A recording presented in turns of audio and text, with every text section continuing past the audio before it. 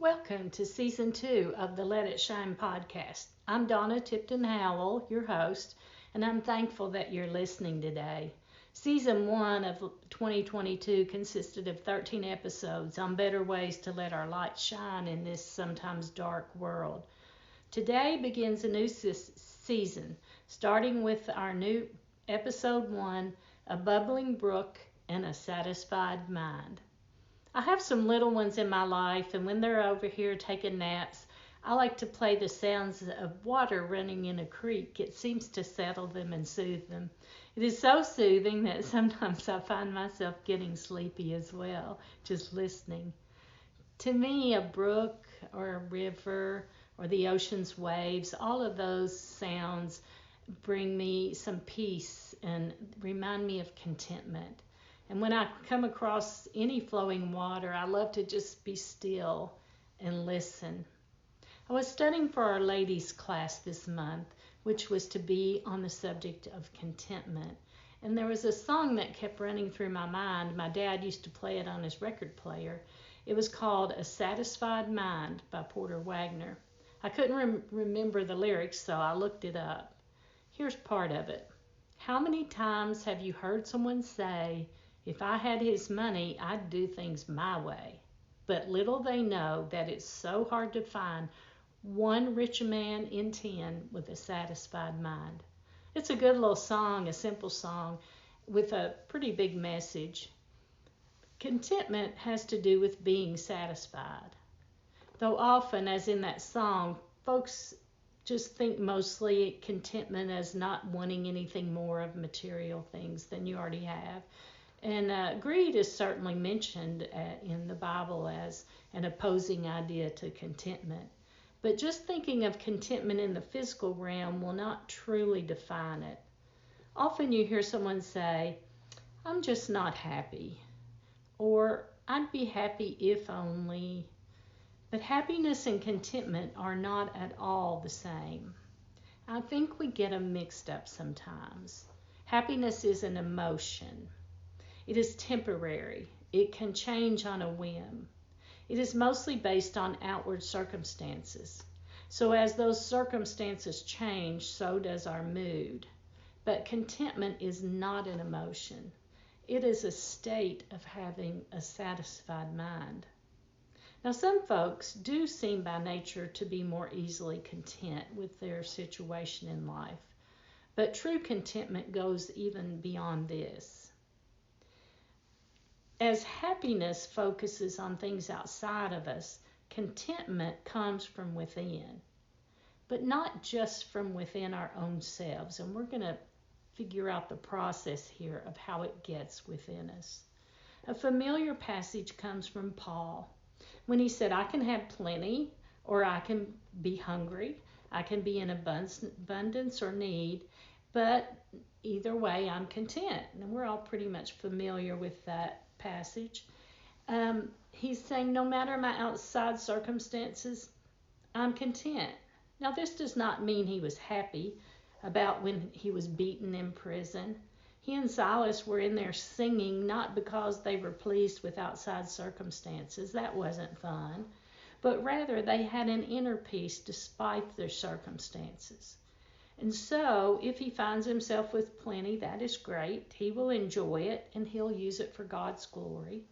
But if he's in need and hungry, though that is not really fun, it does not deter his main purpose to glorify God. Part of it is knowing that circumstances and even this life itself is temporary. Relationships will be broken. If we don't break them, still death will surely at some point break those relationships here. Long ago, Plato realized happiness is just a state of pleasure based on outward circumstances and is short-term and emotional, whereas contentment is long-term and is the state of having a satisfied mind. It comes from within, from having a sense of who we are and that our life is good in a way that matters. And we have potential to even enhance that. He was getting pretty close, but I guess it takes Jesus to really define it for us.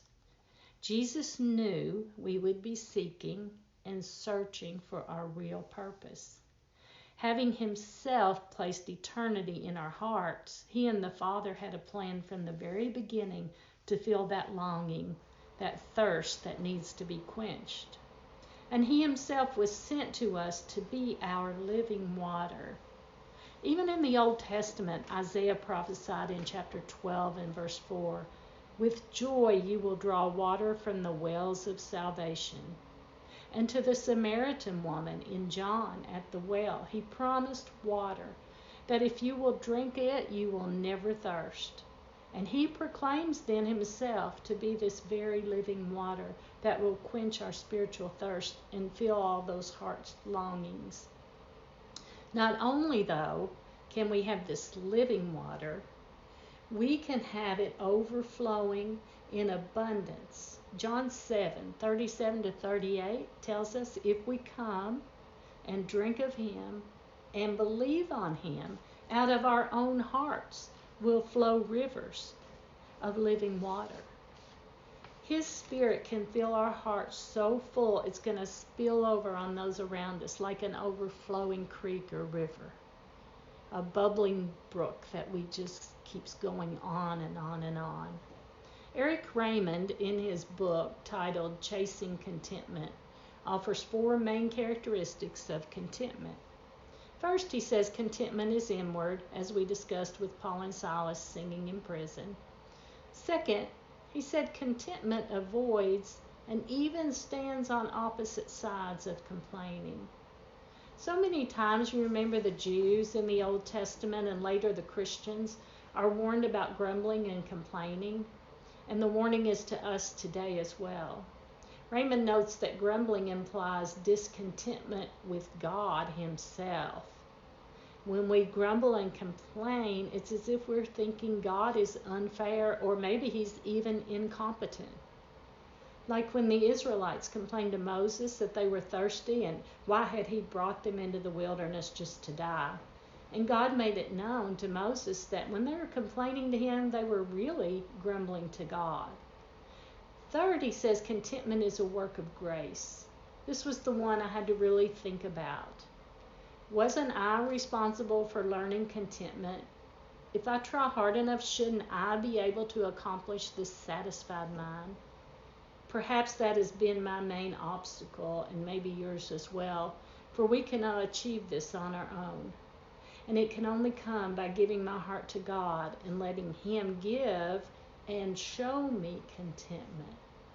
One of the functions of the gospel is to draw me to fix my heart on God. When I do that, I begin moving. I move from restless to resting, from hurting to healing, from hungry to satisfied. Remember the Beatitude, "Blessed is he who hungers and thirsts for righteousness, for he shall be filled," or satisfied. Matthew 6:33 says, "When we seek first his kingdom and his righteousness, everything else will be added." Really?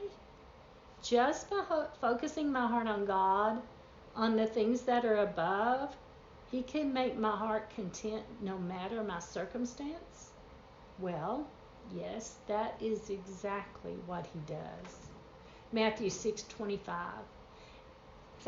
Therefore I tell you, let you not be anxious about your life, what you'll eat, what you'll drink, what you'll wear. He says, isn't life more than these things? That's what he's trying to tell us.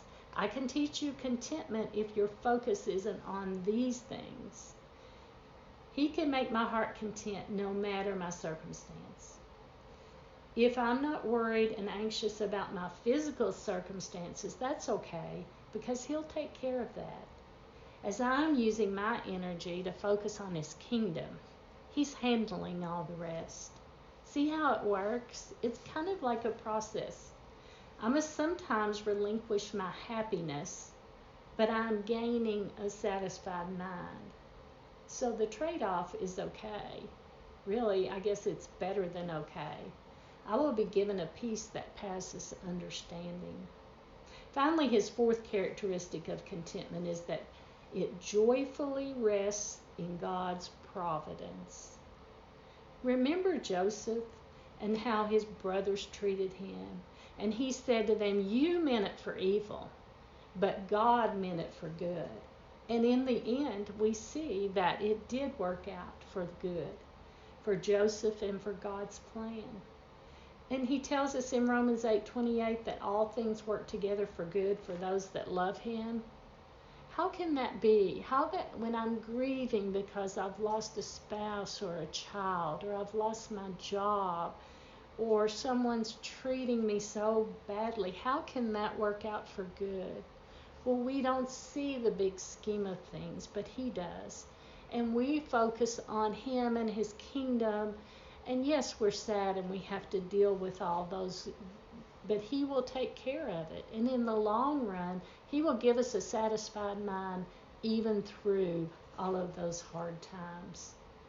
So contentment doesn't demand that we're just lazy, we sit around idle, or we're not really trying to better our circumstances. That's not what it means.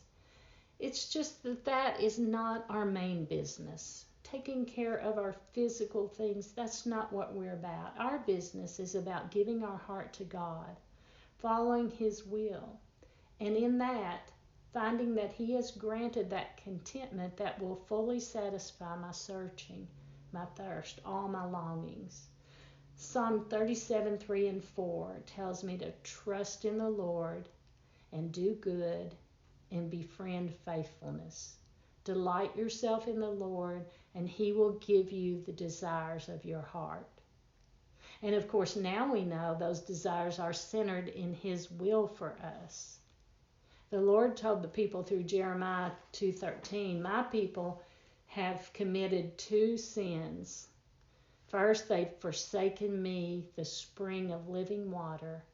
And second, they have dug their own cisterns, broken cisterns that cannot hold water."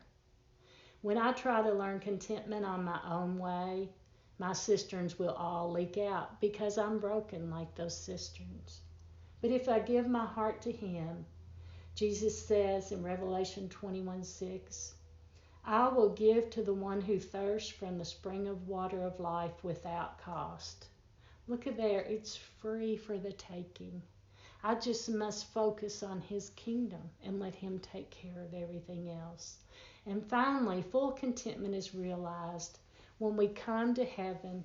And in Revelation 22:1, he shows me the river of life, clear as crystal, coming from the throne of Christ. The living water, we will be face to face for eternity. Let me be full of Christ and his Spirit so that I bubble over like a brook and flow out of my banks like a river to all others who are seeking a satisfied mind. Have a great day.